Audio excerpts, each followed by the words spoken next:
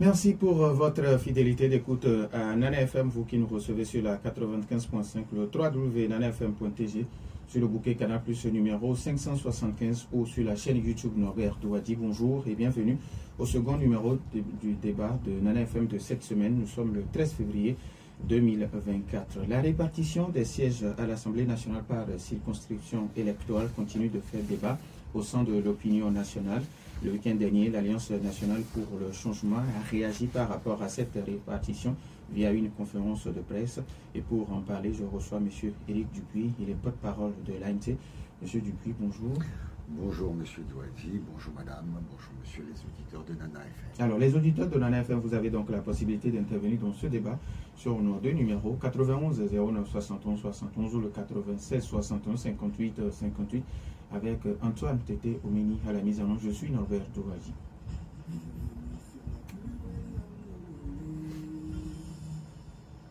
Une fois encore, merci pour votre fidélité d'écoute à Nana FM. Alors, M. Dupuis, nous sommes aujourd'hui à 2 mois, jour pour jour, des prochaines échéances électorales, c'est-à-dire les législatives et les régionales. Entre-temps, vous demandiez au gouvernement et à la CENI de publier le chronogramme. On dira que c'est chose faite. Chose faite, mais dans la précipitation et dans l'inorganisation totale. Effectivement, les élections devaient avoir lieu déjà au mois de novembre. Le chef de l'État avait promis en fin d'année 2022 que les élections auront lieu à date constitutionnelle, mais malheureusement, arrivé en décembre, rien. Et le chef de l'État nous a dit que les élections allaient avoir lieu avant la fin du premier trimestre 2024, et aujourd'hui, on nous annonce en avril. Ça veut dire qu'il y a eu une impréparation totale, ce que nous ne comprenons pas. Qu'est-ce qui justifie de tels reports?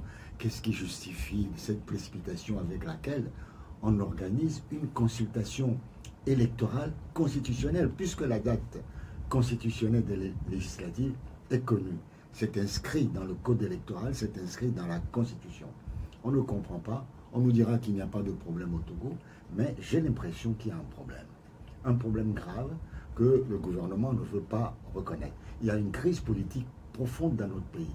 Tout le monde le sait, sauf le régime RPT UNIR qui ne veut pas le reconnaître. Là, il nous annonce le 8 de ce mois que les élections vont avoir lieu le samedi 13. Mais si vous regardez le code électoral, l'appel à candidature, c'est 45 jours avant la date. Quand vous faites le calcul, il faudrait que les dossiers de candidature soient déposés avant le 28 février. Vous le soulignez tout à l'heure que nous sommes aujourd'hui le 13. Du 13 au 28, ça fait 15 jours. 15 jours, il faut que tous les partis politiques puissent collecter tous les dossiers de candidature, aussi bien pour les régionales que pour les législatives, sur toute l'étendue du territoire national. Les vérifier pour que les dossiers ne soient pas rejetés, comme nous l'avons vu lors des élections municipales, où plusieurs dossiers, dont le mien même, ont été rejetés pour des raisons totalement fallacieuses. Pour éviter cela, je pense que le gouvernement aurait dû accorder plus de temps, nous prévenir. On ne demande pas de nous accorder du temps. On organise les élections conformément à un chronogramme bien connu de tous à l'avance. C'est ce que nous demandons depuis pratiquement 2 ans. Mais on a l'impression que eux, ils sont prêts, ils ont tout organisé. Quand ils ont bien ficelé leur affaire, on nous dit, vous avez 15 jours pour vous organiser. Dans les 15 jours, vos candidats vont aller chercher les fiches, leur extrait de date de naissance, vont aller chercher leur certificat de nationalité, vont aller chercher leur bulletin, ainsi de suite. Puis il y a des signatures, il y a des dossiers à faire.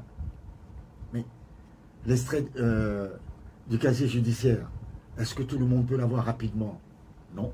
On vous dit, vous avez 15 jours pour déposer vos dossiers sur toutes les circonscriptions. Nous, à l'ANC, nous avons la prétention de présenter des candidats sur toute l'étendue du territoire national, dans toutes les circonscriptions électorales, mais ça va être très, très, très, très dur. Il faut que nous ayons tous les dossiers de Lomé jusqu'à 5 ans, c'est pour les 2 consultations électorales. J'ai l'impression que soit on se moque des Togolais, ce n'est pas nouveau, ce n'est pas la première fois que je le dis, soit ces élections ne représentent rien pour ceux qui nous gouvernent. Alors aujourd'hui, le problème qui vous préoccupe même, c'est la répartition des sièges à l'Assemblée nationale, la façon dont les 113 sièges sont répartis. Il n'y a pas que ça qui nous préoccupe, hein. On va parler certainement de la caution. Oui, ça aussi. Ce que nous disons depuis très longtemps, c'est qu'il y a un déséquilibre grave entre les citoyens togolais. C'est voulu, c'est institué comme cela. Nous disons qu'il faut corriger. Nous avons écrit à maintes reprises. Il y a 13 ans, on avait sorti un dossier qu'on a expliqué à la presse, qu'on a envoyé aux institutions de la sous-région, qu'on a envoyé au chef de l'État. Et je rappelle que même bien avant cela, le rapport Strutz de l'Union européenne a relevé le déséquilibre entre les députés, les représentants de la nation à l'Assemblée nationale. Vous prenez par exemple aujourd'hui, vous prenez la région maritime. La région maritime qui compte 44% de la population a 31 députés. Vous prenez les plateaux qui représentent la moitié, 20% de la population, 31 députés. On dit, mais pourquoi? Or, nous disons qu'il faut respecter le quotient de représentativité, c'est-à-dire qu'il faut que chaque élu à l'Assemblée nationale représente un nombre à peu près égal de population. Parce que ce ne sont pas des portions du territoire qu'un député représente, mais représente bel et bien une population. Déjà, région maritime, 3 534 991 000 habitants, 31 sièges. Région des plateaux, 1 635 946, 31 sièges. Pourquoi? Moi, je connais la raison. Je ne veux pas le dire. Mais vous le savez vous-même, j'en suis persuadé. Puis on va dans la région centrale. 795 529 habitants, 16 sièges. Vous allez à Kara, 985 512, à peine 100 000 de différence avec Kara, avec la région centrale, 19 sièges. Oui. Puis à la Savane, bon, 1 142 000, supérieur bien entendu à Kara, 16 sièges. Nous disons que ce n'est pas juste. Un député de telle région ne peut pas avoir 2 fois, 3 fois plus de poids qu'un représentant d'une autre région. C'est en violation de l'article 11 de notre Constitution. Quand on parle également des raisons, vous avez parlé des raisons démographiques et on évoque également les raisons géographiques. Mais les raisons géographiques, bon, prenons par exemple la Savane et Kara. La Savane est plus étendue que la région de Kara. Plus peuplée, plus étendue. Pourquoi? Non, votre explication ne me convainc pas. Et puis, vous voyez par exemple à Gwenyeve qui compte 882 000 habitants, la préfecture d'Agwenyeve a 6 députés. Par contre, la région de Kara, qui a pratiquement le même nombre d'habitants, 19 députés. Vous prenez la région de la préfecture du Golfe, 1 300 000 habitants, 8 députés. Par contre, la région des plateaux, 1 600 000, pratiquement la même chose, 31 députés. Nous disons que ce n'est pas juste. Et on peut aller plus loin. Vous prenez la COSA. La préfecture de la COSA, on va rentrer dans les préfectures maintenant. Avant, la COSA avait 3 sièges pour 283 738 habitants. Aujourd'hui, la COSA a 4 députés. Blita, 163 272 habitants, qui avait 3 députés, passe à 4. Par contre, vous prenez les Zior, qui a 500 000 habitants, 4 députés. Ça veut dire que Blita, qui a 162 000 habitants, a autant de sièges que Zior. Or, Zior est 4 fois plus peuplé que la région de Blita. On ne va pas me parler de l'étendue du territoire. On ne va pas me parler de l'étendue du territoire. Ça n'a pas de sens. Quand vous prenez Agnier, 180 000 habitants, 180 158 exactement habitants, 2 députés. Par contre, Blita, qui a 162 000, c'est-à-dire qui est plus peuplé, Agnier qui est plus peuplé que Blita, a 2 députés. Par contre, Blita en a 4, 2 fois plus. Alors, quelle est l'équité dans cela? On peut prendre toutes les préfectures. Ce qui s'est passé, c'est que le gouvernement n'a pas voulu régler le problème soulevé par l'ANC depuis des années. Alors, ça a été, excusez-moi, ça a été un replâtrage à la va-vite. C'est-à-dire, on dit, bon, on va mettre 2 ici, on va mettre 2 là. Bon, Golf, on va porter à 31, c'était à 25, on va porter à 31, ainsi de suite. Ce n'est pas ce qu'on demande. Ce n'est pas le nombre de députés qui importe pour nous. Ce qui importe pour nous, c'est qu'il y ait un équilibre dans la représentation nationale, afin qu'à l'Assemblée nationale, la population togolaise dans son entièreté soit équitablement représentée. Même si ce n'est pas un équilibre parfait à 100%, au moins tendons vers un équilibre. Là, il n'y a pas d'équilibre, puisque quand on compare les préfectures, c'est de 1 à 3. Nous disons que ce n'est pas normal. Ça, c'est une manière de mettre une division entre les populations togolaises. Et nous disons non. La population togolaise, elle est une seule. Il n'y a pas 2 peuples togolais. Il n'y a qu'un seul peuple togolais. Alors, si c'était dans le temps, quelques années en arrière, on allait vous entendre annoncer des manifestations pour protester contre ces décisions. Est-ce qu'aujourd'hui, c'est parce que vous avez compris qu'à un moment donné, la rue ne peut rien changer? Non, pas du tout. Pas du tout.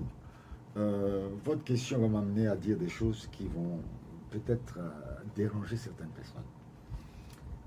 En voulant assassiner, je mesure mon mot, en voulant assassiner l'ANC et son président, on a assassiné toute l'opposition. En voulant détruire l'ANC et son président, on a détruit la résistance populaire. On a détruit des années et des années d'efforts, de travail, de résistance. Et c'est ce qui s'est passé en 2019-2020 avec le trio Agbeyome Kodjo, Monseigneur Kodjo, paix à son âme, et Brigitte Adiamabou Johnson. Ils n'ont réussi qu'une seule chose, c'est de remettre à néant, tout le travail, tout le sacrifice consenti par les populations togolaises.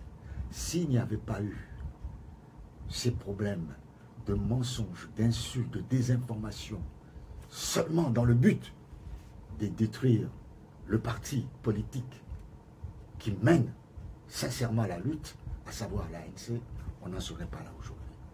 Et je dis souvent, il y a quelques années, on arrêterait un Togolais, un membre de l'opposition, les gens seraient dans la rue. Aujourd'hui, on arrête n'importe qui, personne ne branche. C'est tout simplement parce que, avec ce comportement, avec cette façon d'agir de la part de ceux qui étaient censés être nos amis de l'opposition, la population n'a plus confiance. Nous avons mis du temps pour essayer, à notre niveau, de remobiliser, de faire comprendre cela à nos concitoyens. Nous sommes obligés de le dire. Vous me posez la question, la population togolaise, le peuple togolais a besoin de la vérité. Et ce qui s'est passé en 2019 et 2020 est un montage pour avantager le RPT uni, et le RPT uni se maintient au pouvoir. Aujourd'hui, on ne peut plus dire grand-chose parce que l'opposition ne peut plus se réunir, ne peut plus se mobiliser ensemble. Donc vous n'allez plus annoncer des manifestations? Ah, je n'ai pas dit cela. Si on annonce une manifestation, ce serait l'ANC qui annoncerait une manifestation. Et je ne l'exclus pas dans nos calendriers. 91 09 71 71 ou le 96 61 58 58. Les auditeurs, vous avez maintenant la possibilité, mais après la pause.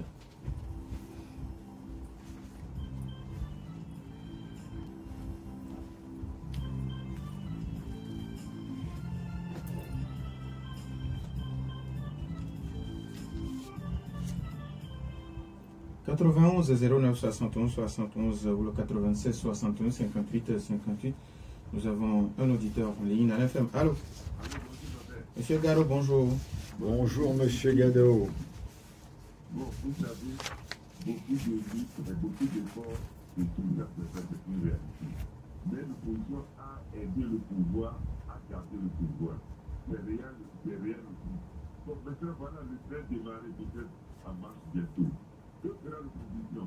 Abandonner la vie de pas participer aux élections, empêcher les élections pour participer.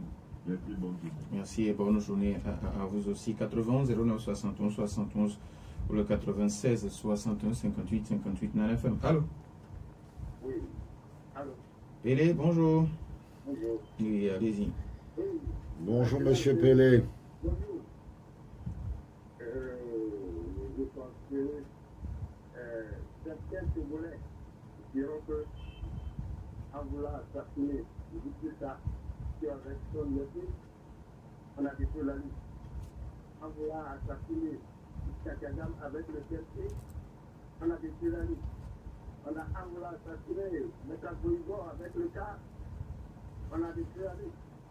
Monsieur le député, je dis que la terre, c'est comme ça va la lutte togolaise. Ce n'est pas moi, c'est l'autre. Aujourd'hui, le train a démarré comme l'a dit M. Garo. Le monde sait. Et ce qui se passe aujourd'hui, c'est une question de discours de quelqu'un a détruit la vie. Personne n'a pas fait pour personne. Ici, c'est le régime RPT qui est tout, qui est le seul responsable devant l'histoire. Ce que nous allons dire aujourd'hui, M. le député, tout ce qui se passe avec ce calendrier, fameux calendrier du président Paul Yacoubé, je pense que nous l'appelons la loi Boudona 2. Ce qui se passe, est-ce qu'il faut toujours aller dans le bon sens de dire qu'il ne faut pas aller dans la rue, ou bien la personne va aller dans la rue? Ici, le CPT est là. Selon le RPT, c'est dans le CPT que tout revient. Selon vous, comment va le CPT? Merci. Merci à vous aussi. 91 09 71 71 ou le 96 61 58 58. Est-ce que nous avons notre auditeur? Alors, Monsieur Dupuis, avant que d'autres auditeurs n'appellent, vous avez écouté les uns et les autres. Pélé qui aborde la question du cadre permanent de concertation, pense que toutes les décisions sont prises depuis un certain moment au niveau du CPC. Comment va aujourd'hui le CPC? J'ai le regret de dire une fois encore que quand M. Pelé pose les questions, on a du mal à cerner réellement la quintessence. Je suis désolé, je l'ai dit à plusieurs reprises. Poser les questions, allons directement au but, c'est un débat. Mais quand on mélange des choses qu'on ne maîtrise pas très bien, c'est toujours dangereux parce que pensons, quand nous parlons à la radio, nous devons penser aux auditeurs, à ceux qui nous écoutent. Ne cherchons pas à les embrouiller, ne cherchons pas à leur dire des contre-vérités. Merci. Maintenant, en ce qui concerne la question, la vraie, la seule qui est posée, comment va le CPC? Moi, Éric Dupuis, je ne suis pas au CPC. Mais, depuis que le nouveau ministre de l'administration territoriale est nommé, le CPC s'est réuni une seule fois. Le chef de l'État avait dit lui-même que les élections seront préparées de manière consensuelle à travers le CPC. Ben, je vois que le CPC apparemment n'existe plus, puisque le découpage a été fait sans le CPC, les dates sont retenues sans le CPC, le chronogramme n'a pas été soumis au CPC, donc, comme d'habitude, c'est des leurs. Et ce n'est pas la première fois qu'il y a un comité de suivi au Togo. Nous avons un autre auditeur en ligne. Nana FM, allô? Oui, allô, bonjour. Mastadi Dogome, bonjour. Monsieur Dupuis, bonjour. Bonjour, monsieur. Bon, comme les Togolais ont compris, je vais parler de la stratégie de l'Union. Comme les Togolais ont compris maintenant que le boycott fait le lit à unir, ils ont trouvé 4 moyens, pour moi, en les citant, d'empêcher l'opposition de pouvoir remporter la majorité à l'Assemblée nationale. Premièrement, faire dans la précipitation et unilatéralement, sans associer l'opposition, pour empêcher l'opposition de pouvoir se préparer à 4. 2. Augmentation de la caution. Car à unir, c'est un dépositionnaire pour tout le monde. C'est l'État qui finance indirectement tous les candidats unis. Ce ne sont pas les candidats qui sortent l'argent de leur poche. 3. Répartition unique des sièges. Monsieur Dupuis en a parlé largement, je vais revenir dessus. Parce que moi je pensais, et je l'ai dit, Norbert, vous devez vous en souvenir, que la proposition du cas me convenait parce que je pensais que cela résolverait un peu le problème de cette répartition. Mais nada, rien. Rien n'est sorti de ça. Et enfin, refus systématique d'associer l'opposition à la préparation des élections, parce que le plan qui est devenu CPC, c'est une tragicomédie auquel les opposants doivent maintenant refuser d'assister si la direction, parce que M. Dupuis, tout à l'heure, je l'ai entendu dire que le CPC pratiquement ne doit plus exister, et si cette direction n'est pas collégiale et rotative, parce que ce n'est pas normal, nous sommes tous des candidats, que c'est un seul groupe de partis politiques qui préside à l'organisation des élections. Ce n'est pas normal. Merci beaucoup. Et il faudrait que l'UNI sache que tout finit par finir. Merci, bonne journée. Merci et bonne journée à vous aussi. Alors, M. Dupuis, vous avez su, avant, M. Garot qui vous demandait qu'est-ce que vous allez faire, parce que le train est déjà en marche. Mais non, d'ailleurs, M. Max répond un peu à M. Gadot. Ils font tout pour empêcher l'opposition de gagner ces législatives.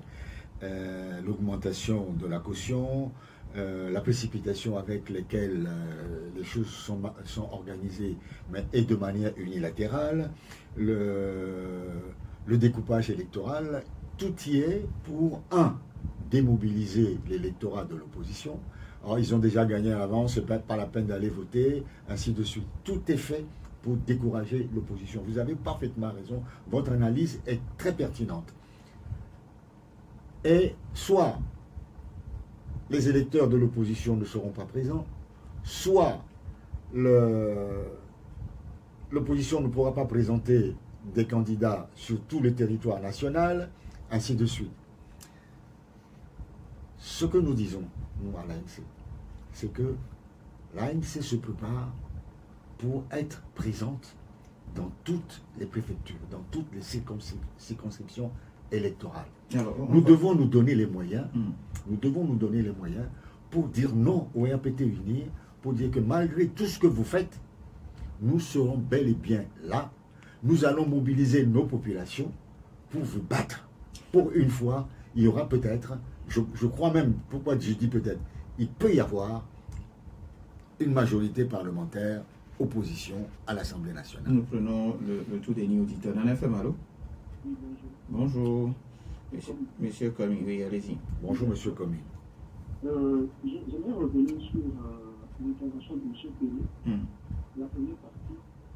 Moi, je constate que ce qui se passe dans les conventions se répète. C'est ce que M. Pérez voudrait dire.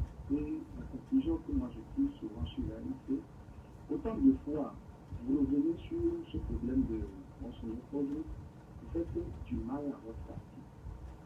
Parce que 2015, vous n'étiez pas dans l'ANC avant de voter pour l'ANC, en même temps que 2010.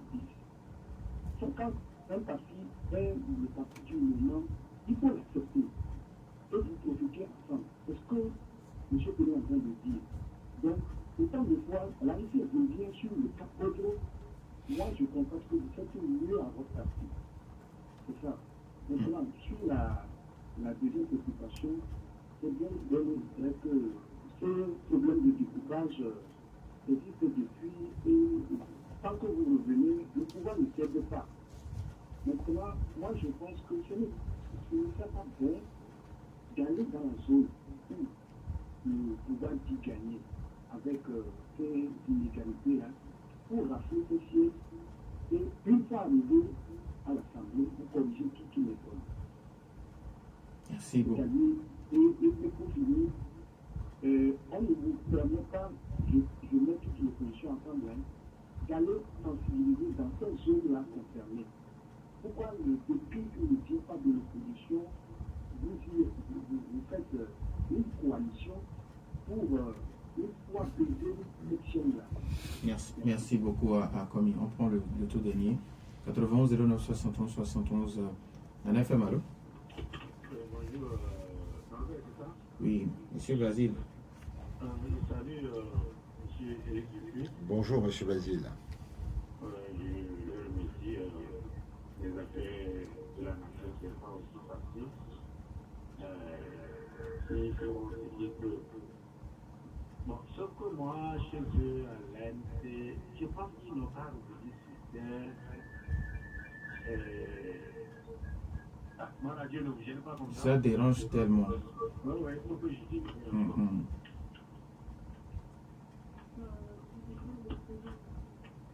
Donc, pour dire vrai, moi je veux qu'ils laissent les guerres et se concentrer sur la cause commune qui est celle de nous entiers.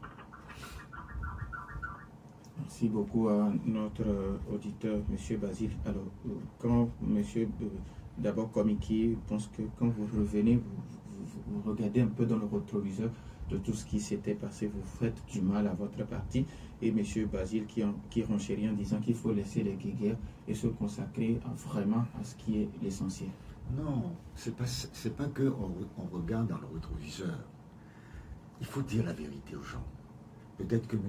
Komi n'aime pas la vérité directe, crue. Mais moi, en m'engageant en politique, je me suis juré de dire toujours la vérité aux populations togolaises. Parce que je parle en leur nom. Je voudrais les représenter à l'Assemblée nationale. Je voudrais les représenter dans plusieurs structures. Parler en leur nom, les défendre. Donc, je me dois de leur dire la vérité. L'histoire récente, 2019-2020, c'était hier. Et puis, sur les réseaux sociaux, on continue à attaquer l'ANC, on continue à dire certaines choses. Et ce n'est pas quelque chose qui s'est passé il y a 20 ans ou 30 ans. Donc, avant de passer à une phase plus dynamique, il faut toujours rappeler pourquoi nous sommes dans cette situation. Nous ne sommes pas dans cette situation par une volonté de l'ANC ou de l'opposition. On nous a imposé cette situation. Pour s'en sortir, il faut exorciser la situation, donc il faut en parler. Si ça ne vous plaît pas, je suis désolé. Chaque fois que l'occasion nous est donnée d'en parler, nous en parlerons pour que ceux qui n'ont pas encore compris puissent comprendre. Alors, monsieur Komik, toujours qui pense qu'aujourd'hui, vous n'avez pas la possibilité ou la possibilité, on ne vous donne pas la possibilité d'aller parler à vos militants dans toutes les parties du Togo. Maintenant, pourquoi vous ne faites pas coalition pour briser cette chaîne?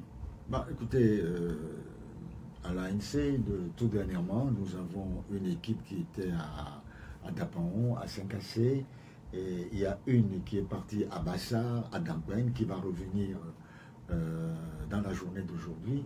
Nous envoyons régulièrement des équipes.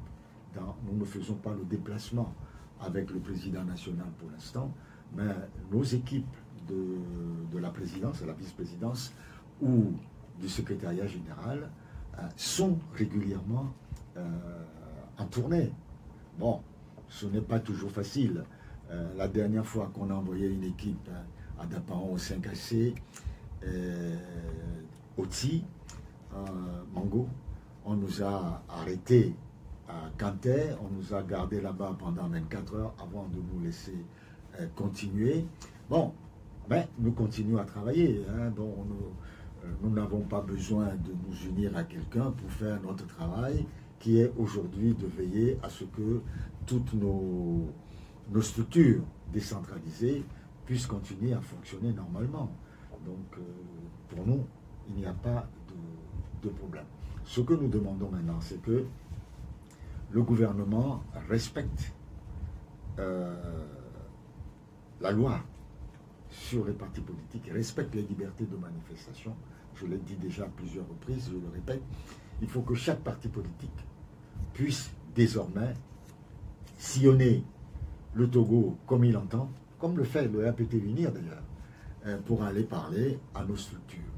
Donc nous, d'ailleurs, il y a eu un meeting le week-end dernier animé par le président national à Baie. Donc nous allons continuer et bientôt nous allons, avec le président national, sillonner le Togo pour aller à la rencontre de nos populations. En ce moment-là, nous verrons bien si le régime RPT Unir va vouloir interdire nos manifestations ou pas. Alors, on parle également de la caution pour les législatives qui est à 500 000 et pour les régionales qui est à 200 000. Et vous l'avez si bien dit en début d'émission, ça aussi, ça vous préoccupe? Ça nous préoccupe parce qu'il s'agit là d'un suffrage censitaire. Un suffrage censitaire, c'est quoi? Un suffrage, c'est que c'est réservé à ceux qui payent le cens à l'époque et aujourd'hui ceux qui payent le plus. Est-ce que nous avons au Togo des gens capables de payer 500 000 pour être candidat à une élection législative? La dernière fois, j'écoutais la radio, il y avait le président du syndicat des médecins qui disait qu'un médecin spécialiste, 14 ans d'études après le bac, est payé à 241 000 francs par mois. Ce qui laisse supposer que ce médecin spécialiste, s'il voulait être candidat pour être député demain, il lui faudra débourser 2 mois de salaire pour pouvoir seulement être candidat. C'est-à-dire que s'il est candidat, il dépose les 500 000 candidats. S'il obtient minimum 5%, on lui rendra les 500 000. Mais s'il ne les obtient pas, il perdra définitivement les 500 000. Est-ce qu'aujourd'hui, quelque chose peut justifier une telle augmentation de la caution qui était en 2018 seulement de 200 000? Qu'est-ce qui s'est passé? Est-ce que le salaire des Togolais a été triplé? Est-ce que, on en parle, mais je ne sais pas si c'est vrai, est-ce qu'on a découvert du pétrole au Togo? Est-ce que la redistribution que fait l'État nous permet de penser que le Togolais moyen gagne 500 000 francs par mois? Je ne le crois pas. Je ne le crois pas. Ce que je comprends, c'est qu'il s'agit de... Le régime veut organiser un scrutin à la faveur et exclusivement à la faveur du petit noyau, de la minorité dont il parle lui-même le chef de l'État, qui accapare les richesses du pays. Ça veut dire que eux, il y a quelqu'un qui l'a dit tout à l'heure, eux, ils donnent de l'argent tous leurs candidats, c'est eux qui payent. Ils détiennent tout. Les sociétés, les grandes sociétés de l'État, les ministres, et d'ailleurs vous allez voir bientôt, des véhicules d'État, des véhicules de sociétés d'État vont circuler avec des bandeaux sur la plaque minéralogique, vont circuler dans le pays à distribuer de l'argent, de la nourriture, des tricots, ainsi de suite. Ce n'est pas nouveau, il continue. Mais nous trouvons que c'est totalement inadmissible que dans un pays où le salaire minimum est à 52 000 francs, qu'on puisse demander 500 000, 100 fois plus, 500 000, 100 fois le salaire minimum à un candidat. Qui sont les candidats pour être députés? Ce sont des enseignants, ce sont les cadres moyens, ce sont les cultivateurs, ce sont les commerçants. Ils ont 500 000 francs. Parce qu'aux 500 000 francs de caution, il va falloir organiser la campagne. Quand vous prenez par exemple un parti politique comme l'ANC, qui a l'ambition d'avoir des candidats sur toute l'étendue du territoire national, juste pour les législatives, il lui faudrait 56 500 000. Auquel il va falloir rajouter les cautions à 200 000 francs par candidat au régional. Tous les partis politiques au Togo n'ont malheureusement pas les mêmes moyens que le RPT Unir. Alors, Monsieur Dupuis, dimanche sur une radio sœur, Monsieur Nathaniel Olympio s'interrogeait sur ce que la présence de l'opposition à l'Assemblée nationale a concrètement donné aux Togolais lambda durant ces 30 dernières années, si ce n'est que du débat. Est-ce que visiblement il a raison?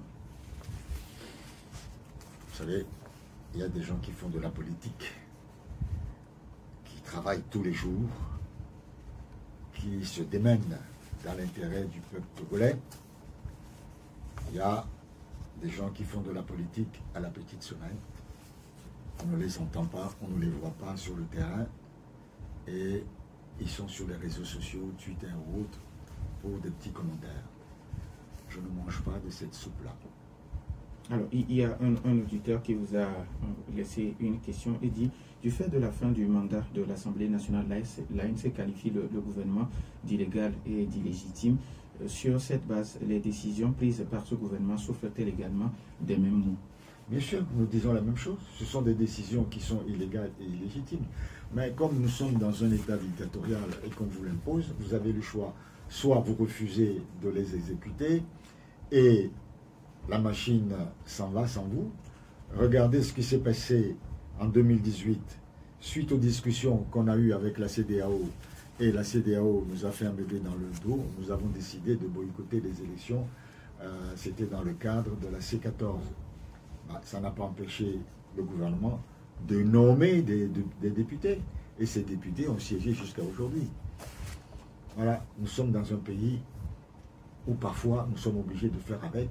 Sinon, on abandonne la lutte, on abandonne tout et on laisse le gouvernement faire ce qu'il veut, ou alors transformer l'État togolais, qui est en principe une république, se transformer en royaume ou en je ne sais quoi.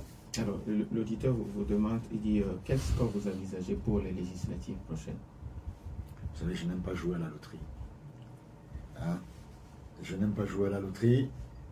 On verra bien. Tout ce que je demande au peuple togolais, tout ce que je demande aux populations togolaises, c'est, compte tenu de ce qu'on voit, compte tenu du non-respect des lois de la République, de la Constitution par le régime actuel, compte tenu de la différence que ce régime met entre les Togolais, compte tenu du bannissement que ce régime fait à l'égard d'une frange, d'une partie importante de la population togolaise, compte tenu de ce niveau totalement inimaginable de la caution qu'on exige du citoyen pour pouvoir être candidat, compte tenu de tout ça, compte tenu de cet irrespect de ce régime pour les populations togolaises, je pense que massivement, elles voteront pour l'opposition et plus particulièrement pour l'ANC. de manière à ce qu'à l'Assemblée nationale, nous puissions faire avancer les choses, nous puissions faire changer les choses. Si vous ne le faites pas, si vous ne votez pas l'opposition, à l'Assemblée nationale, ils vont tripatouiller à nouveau la Constitution pour que le régime se perpétue encore pendant des décennies.